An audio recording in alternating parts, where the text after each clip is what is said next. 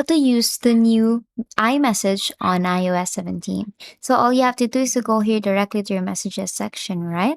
Now, as you can see here in your messages, all you have to do is, it's actually like the same with the old one, but the new feature here is if you click on this conversation, and if you tap on plus here, you will see the camera, the photos, the stickers, the audio, the location. And if you click on more here, you can add your app store, your images, your check-in digital, so on, your memoji, your PixArt, and basically so on and so forth if you want to attach or want to send something from those applications. Now, the another feature here is you will see this mic, right?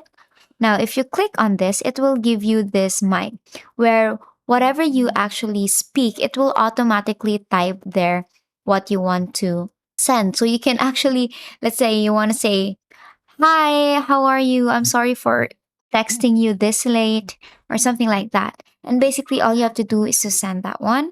And basically, that's it. That is the new iMessage on iOS 17. And that is all for today. If this video helped you, please don't forget to like, share, and subscribe to the YouTube channel to show your support. Thank you for watching.